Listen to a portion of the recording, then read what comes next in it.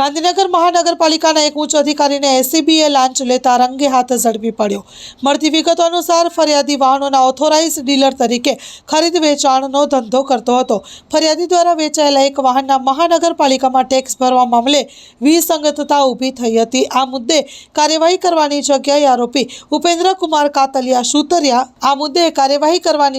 આરોપી ઉપેન્દ્રકુમાર કાંતિલાલ સુતરિયા ઇન્ચાર્જ મદદનીશ municipal commissioner તથા ટેક્સ કલેક્ટર વર્ગ 1 ગાંધીનગર મહાનગરપાલિકા દ્વારા ફરિયાદીને ધમકી આપવામાં આવી હતી।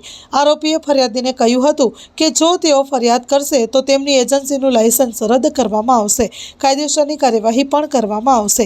આ ધમકીના બદલામાં આરોપીએ ₹1 લાખની લાંચની માંગણી કરી હતી। લાંચ આપવા ઈચ્છતા ન હોવાથી ફરિયાદીએ ગાંધીનગર એસીબીનો સંપર્ક કર્યો હતો। એસીબી દ્વારા છટકું ગોઠવવામાં આવ્યું। છટકા દરમિયાન આરોપીને ફરિયાદી સાથે હેતુલક્ષી વાતચીતો કરી હતી। લાંચના રૂપિયા સ્વીકારતાની સાથે જ એસીબીએ સ્થળ પર રંગે હાથ ઝડપી પાડ્યો। Story report by Vikramsinh Zala, Naroda. માં motor driving, safe and sure driving. Driving એ શોખ સાથે આપની મોટી જવાબદારી પણ છે।